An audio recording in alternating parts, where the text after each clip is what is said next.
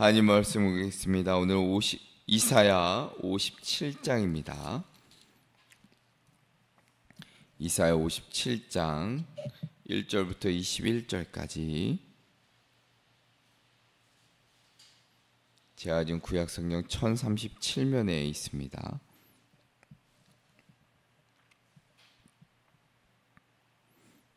(1절부터) 21절의 말씀 저와 함께 한 절씩 교독하겠습니다. 의인이 죽을지라도 마음에 두는 자가 없고 진실한 이들이 거두어감을 당할지라도 깨닫는 자가 없도다. 의인들은 악한 자들 앞에서 불리어 가도다.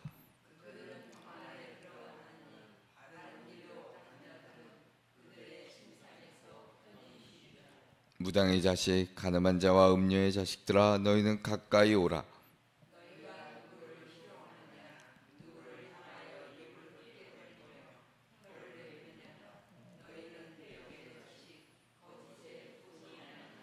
너희가 상수르나무 사이 모든 푸른 나무 아래에서 음욕을 피우며 골짜기 가운데 바위 틈에서 자녀를 도살하는도다.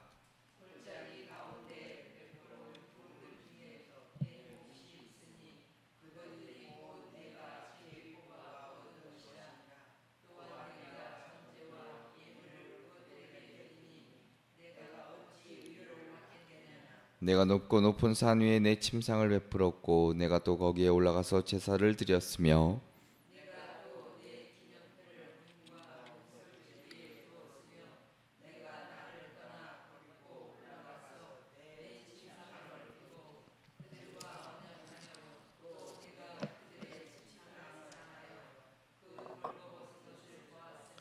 내가 기름을 가지고 몰래에게 나아가되 향품을 더하였으며 내가 또 사신을 먼 곳에 보내고 스오레까지 내려가게 하였으며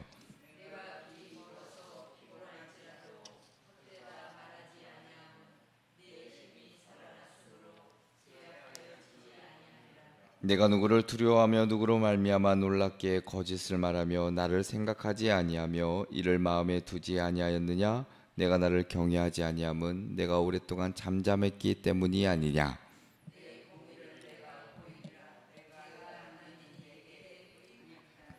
내가 부르짖을 때에 내가 모은 우상들에게 너를 구원하게 하라. 그것들은 다 바람에 날려가겠고 기운에 불려갈 것이로되 나를 의뢰하는 자는 땅을 차지하겠고 나의 거룩한 산을 기업으로 얻으리라.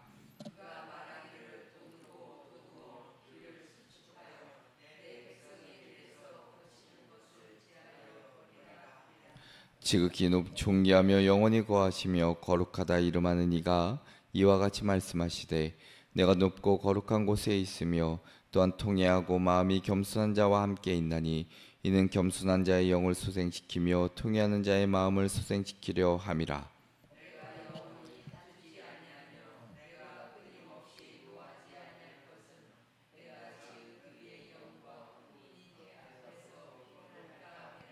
그의 탐심의 죄악으로 말미암아 내가 노하여 그를 쳤으며 또 내 얼굴을 가리고 노하였으나 그가 아직도 배역하여 자기 마음의 길로 걸어가도다.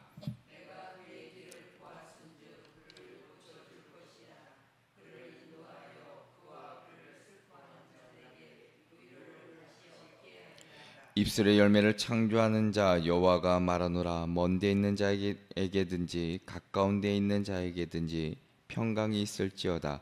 평강이 있을지어다. 내가 그를 고치리라 하셨느니라.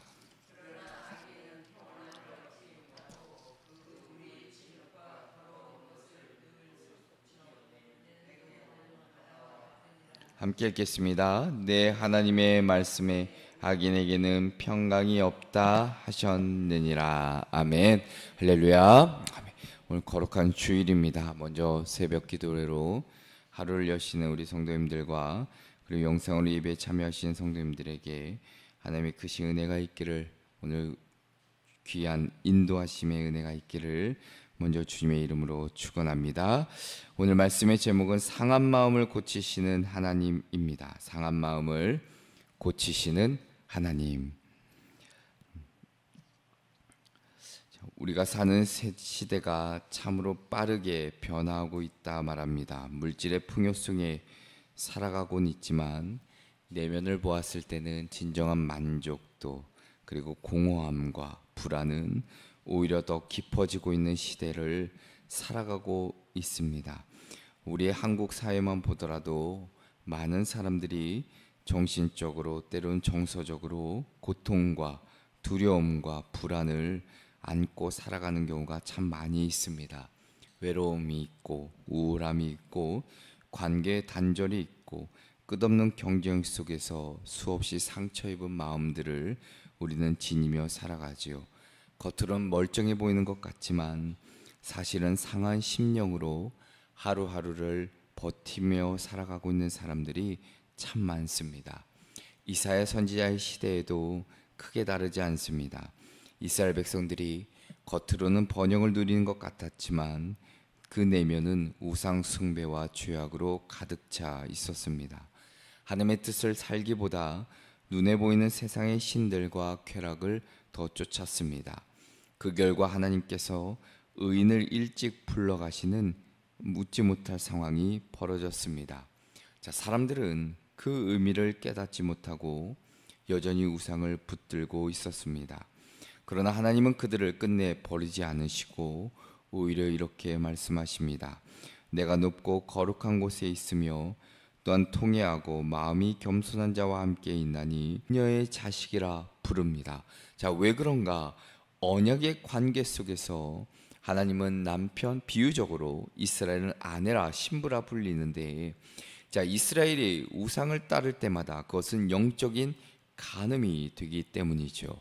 자, 더 나아가서 5절의 말씀을 보면 너희가 상수리 나무 아래 나무 사이 모든 푸른 나무 아래에서 음욕을 피우며 골짜기 가운데 바위 틈에서 자녀를 도살하는도다 기록합니다. 자, 이스라엘 백성들이 그 상수리 나무 아래서 제사를 드리고 골짜기 바위 틈에서 자녀를 제물로 바치는 이방의 그 제사를 드리는 아주 패역한 일들을 고발하고 있지요. 자, 심지어 7절에도 보면 내가 높고 높은 산 위에 내 침상을 베풀었고 내가 또 거기에 올라가서 제사를 드렸으며 라고 기록합니다. 자, 우상 숭배를 향한 열정과 그 의지를 표현하는 말씀이기도 하지요. 하나님을 떠나 이방신과 결합하기 위해 만나기 위해 침상을 넓히고 즐겼다라고 표현합니다. 참혹한 그들의 실상을 고발하고 있는 말씀이기도 합니다. 자, 그런데 하나님은 그들의 허무함을 드러내시는데, 자, 13절의 말씀을 보면 이렇게 기록합니다. 내가 부르짖을 때에 내가 모은 의상들에게 너를 구원하게 하라. 그것들은 다 바람에 날려가겠고 기운에 불려갈 것이로되 나를 의뢰하는 자는 땅을 차지하겠고 나의 거룩한 산을 기업으로 얻으리라 라고 말씀해주고 있죠. 자, 바람에 날려가다 헛되고 공허하고 허무함을 뜻합니다. 그러니까 이스라엘이 온 힘을 다해 붙들었던 그 우상들은 결국 바람에 날려가는 먼지와 같다는 것이죠. 그들은 위기 가운데 그 누구도 구원하지 못한다는 사실입니다. 사랑하는 성도 여러분, 이 장면은 고대 이스라엘만의 이야기가 분명히 아닐 것입니다. 오늘 우리의 모습을 보여주고 있다라고 말할 수 있습니다. 오늘 우리는 더 이상 나무나 돌로 만든 신상 앞에 절하지 않죠. 그러나 우리 사회에도 수많은 숨은 우상들이 존재한다는 겁니다. 권력이든 돈이든 성공이든 쾌락이든 사람의 인정이든 우리는 그것을 붙잡고 살아가고 있지만 막상 위기의 순간에 그것들이 우리를 지켜주지 못한다는 사실입니다. 오히려 허무하게 만들고 공허하게 만든다는 사실이죠. 하나님은 분명히 우리에게 말씀하고 계십니다. 나를 의지하는 자는 땅을 차지하겠고 나의 거룩한 산을 기업으로 얻으리라 라고 말씀하시죠. 땅과 거룩한 산, 단순한 영토를 넘어 하나님이 주시는 영원한 기업, 언약의 기업, 곧 구원과 영원한 안식의 은혜를 우리에게 허락해 주시겠다 약속하고 계십니다. 그러므로 우리는 우리의 삶을 다시 한번 돌아볼 필요가 있습니다. 혹시 내 삶을 붙들고 있는 것이 하나님이 아니라 다른 무엇인가가 있진 않은지, 위기의 순간에 그것들이 내 삶, 내 영혼까지도 지켜줄 수 있는 것처럼 믿고 있는 것은 아닌지, 그것들은 바람에 날려 사라질 뿐인데 우리가 여전히 그것을 움켜쥐고 놓고 있지 못하고 있지는 않은지, 진정한 구원과 평안은 오직 하나님께만 있다는 사실을 다시 한번 기억하시고, 또한 우리의 마음이 흔들릴 때마다 붙들어야 할 분은 오직 하나님밖에 없음을 믿음으로 고백하며 굳게 붙들고 살아내시는 저와 여러분 되시기를 주님의 이름으로 축원합니다. 끝으로는 상한 마음을 고치시고 평강을 주시는 하나님이십니다. 상한 마음을 고치시고 평강을 주시는 하나님. 자, 오늘 이사야 57장의 말씀은 단순히 심판으로만 끝나지 않습니다. 늘 하나님은 절망 가운데 그 빠진 백성들에게 오늘 14절에 말씀해 주시는데, 자, 그가 말하기를 도두고 도두어 길을 수축하여 내 백성의 길에서 거치는 것을 제하여 버리라 하리라 먼저 말씀하십니다. 자, 오늘 이 14절에 기록되어 있는 이 길이라는 것은 단순한 통로가 아니죠. 하나님께로 돌아가는 길, 구원과 회복의 길을 가리킵니다. 죄와 우상 숭배로 인해 하나님과 단절된 그 길을 하나님 스스로 다시 열어주신다는 말씀이기도 합니다. 인간이 닫아버린 그 길을 하나님께서 친히 여신다는 것이죠. 자, 이어진 15절의 말씀을 보면 하나님의 성품을 보여주는데 이렇게 기록합니다. 지극히 존귀하며 영원히 거하시며 거룩하다 이름하는 이가 이와 같이 말씀하시되, 내가 높고 거룩한 곳에 있으며 또한 통회하고 마음이 겸손한 자와 함께 있나니 이는 겸손한 자의 영을 소생시키며 통회하는 자의 마음을 소생시키려 함이라 기록하고 있습니다. 하나님은 참 지극히 높으신 분이고 피조물과 비교할 수 없는 영광과 거룩 가운데 계신 분이라 오늘 성경은 기록하고 있습니다. 그러나 동시에 그분은 깨어진 자, 상한 심령과 함께 하시는 분이라 또한 오늘은 우리는 말씀을 통해 알 수 있죠. 자, 인간의 기준으로라면 거룩하신 하나님이 죄인과 함께 할 수 없음은 분명한 사실입니다. 그러나 은혜의 하나님은 오히려 겸손히 통회하는 자를 찾으시고 그들의 영을 소생시키신다 오늘 말씀해 주고 계십니다. 이것이 바로 우리에게 주시는 진정한 은혜이자 복음의 기쁜 소식이겠지요. 성경은 상한 심령을 가진 자에게 주어지는 복을 여러 차례 강조하고 있습니다. 시편 34편 18절의 말씀에도 여호와는 마음이 상한 자에게 가까이 하시고 중심으로 통회하는 자를 구원하신다 말씀하고 있습니다.